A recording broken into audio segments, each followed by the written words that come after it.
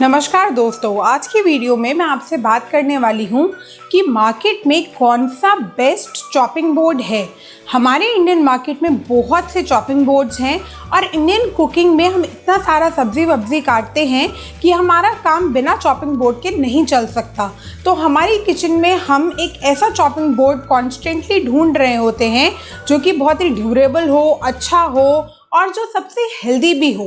तो आज की वीडियो में मैं आपके साथ सारे तरीके के मार्केट में जो चॉपिंग बोर्ड्स हैं उनके प्रॉस एंड कॉन्स डिस्कस करूंगी and then finally I will conclude कि मेरे हिसाब से कौन सा चॉपिंग बोर्ड सबसे ड्यूरेबल है और कौन सा चॉपिंग बोर्ड सबसे हेल्दी है। तो सबसे पहले हम शुरू करते हैं प्लास्टिक चॉपिंग बोर्ड से। प्लास्टिक चॉपिंग बोर्ड जो है वो मार्केट में बहुत सारे साइजेस में, कलर्स में अवेलेबल है और ये सही में बहुत टेम्पटिंग लगते हैं, इतने कलरफुल, इतने ब्यूटीफुल कि हम इन्हें खरीद लें और ये सबसे इनएक्सपेंसिव भी होते हैं। तो यूजुअली जो मेजॉरिटी चॉपिंग बोर्ड्स मार्केट में सेल होते हैं वो प्लास्टिक चॉपिंग बोर्ड ही है। और अगर मैं प्लास्टिक चॉपिंग बोर्ड को अगर हम कॉन्टिन्यूसली यूज़ करें ओवर द टाइम, आपने देखा होगा इसमें डीप मार्क्स बन जाते हैं और ये डीप मार्क्स थोड़े टाइम में काले हो जाते हैं चाहे हम कितनी भी इनकी सफाई करें। तो ये डीप मार्क्स में क्या हो रहा है, डर्ट जमा हो रही है और उस डर्ट और मॉइस्चर से क्या हो रहा है, बैक्टीरियल ग्रोथ हो रही है। बैक्टीरिया के ग्रो करने के लिए बहुत ही अच्छा एनवायरनमेंट है। सो सबसे ज़्यादा बैक्टीरियल ग्रोथ इन्हीं तरीके के चॉपिंग बोर्ड्स में होता है। ये सबसे बिगेस्ट डिसएडवांटेज है कि ये तरीके के प्लास्टिक चॉपिंग बोर्ड्स बिल्कुल हेल्दी नहीं है। Second problem plastic chopping board के साथ क्या है कि प्लास्टिक लीच करता है हमारे फ्रूट्स वेजिटेबल्स में, जो कि बिल्कुल हेल्दी नहीं है। बट क्या प्लास्टिक चॉपिंग बोर्ड के कुछ फ़ायदे नहीं हैं? अगर मैं प्रॉस की बात करूं तो ये सबसे इनएक्सपेंसिव आते हैं, तो थोड़े टाइम बाद अगर ख़राब हुए तो आप उन्हें फेंक सकते हैं, कोई दर्द नहीं आता इन्हें फेंकने में हमें। दूसरा, ये इतने सुंदर कलर्स में अवेलेबल होते हैं कि हम टेम्प्टेड हो जाते हैं कि हमारी किचन कितनी ब्यूटीफुल लगेगी।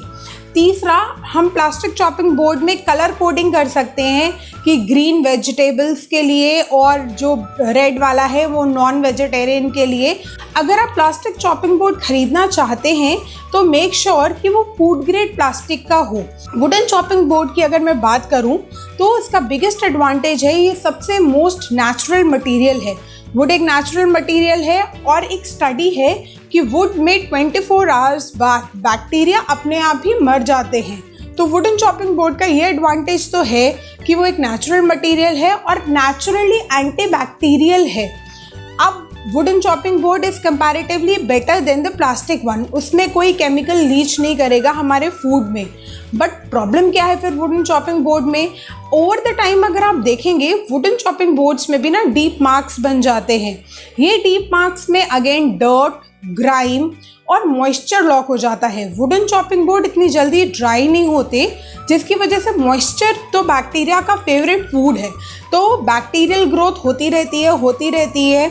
और अगर आप देखेंगे ये मेरा वुडन चॉपिंग बोर्ड है, ओवर द टाइम इसके 2 लेयर्स के बीच में ये जो वाला पोर्शन है ना, वहाँ बहुत सारा बैक्टीरियल ग्रोथ हो गया है मेरे ख्याल से, क्योंकि एक अजीब सी स्मेल भी आती है, लकड़ी फूल भी गई है, लकड़ी में क्रैक्स भी आ गए हैं।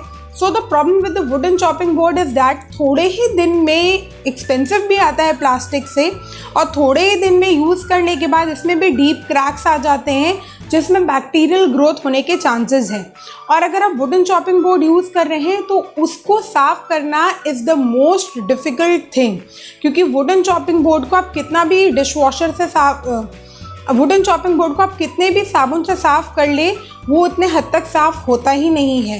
अब हम थर्ड तरीके के चॉपिंग बोर्ड पे आते हैं जो कि मैंने रिसेंटली ढूंढा है अमेज़ॉन पे, मुझे रिसेंटली मिला है, which is the stainless steel chopping board.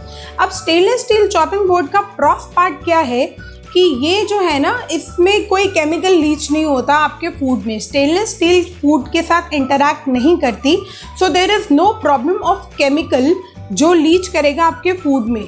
और स्टेनलेस स्टील का चॉपिंग बोर्ड में क्या हो रहा है, देखिए थोड़े टाइम के यूजेज के बाद इसमें स्क्रैच तो आए हैं, पर ये स्क्रैच इतने ज़्यादा नहीं, डीप नहीं।